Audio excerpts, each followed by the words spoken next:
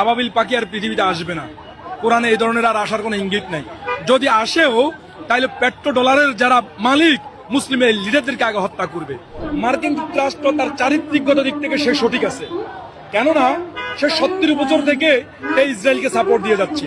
সে ইসরায়েলকে স্বীকৃতি দিয়েছে, ইসরায়েলের জনগণকে ফিলিস্তিনের মাটিতে বসিয়েছে, এটাকে একটা স্বাধীন রাষ্ট্র বানিয়েছে। সেটার নৈতিক জায়গা থেকে রাইট আছে। রাইট তাইলে কারা নেই?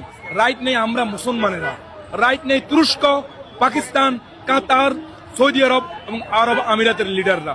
এই যে আবাবিল পাখির কথা বলা হচ্ছে, আবাবিল পাখি আর পৃথিবীতে আসবে না। কোরআনে এই ধরনের আর আসার কোনো ইঙ্গিত নাই। যদি আসেও তাহলে পেট্রো ডলারের যারা মালিক মুসলিমের লিডারদেরকে আগে হত্যা করবে।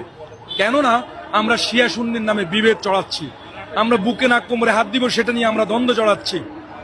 অথচ আমাদের যে নৈতিক দায়িত্ব, আপনি একবার দেখুন, পাকিস্তান পারমাণবিক অস্ত্র সজ্জিত। পাকিস্তান যদি একবার বলে আমি আমার কয়েক হাজার সৈন্য আমি ফিলিস্তিনে পাঠাচ্ছি, সৌদি আরব পেট্রো ডলারের মালিক, সে যদি একবার তেল অবরোধ দেয়, এরপর সে যদি বলে আমি আমার সৈন্য পাঠাচ্ছি, কাতার তো কিছুটা করে যাচ্ছে। তুরস্ক, আমরা এরদোগান সাহেবকে আমাদের অলিখিতভাবে একজন খলিফা বলে থাকি। উনি তো ভাই অনেক আগে ইসরায়েলকে স্বীকৃতি দিয়ে বসে আছেন, উনার পূর্বসূরীরা। উনি একবার বলুক আমি 5000 সৈন্য পাঠাচ্ছি। কাতারকে যখন সৌদি আরব অবরোধ দিয়েছে তখন উনি যে কাজটা করেছেন এই কাজটা গাজার বেলায় করুক। আরব আমিরাত, আপনি খেয়াল করুন, যখন কাশ্মীরে গণহত্যা চলছে, যখন ভারতে মানুষ হত্যা চলছে, তখন মোদী সাহেবকে আরব আমিরাত পুরস্কৃত করেছে। আরব আমিরাতের কাজ কি?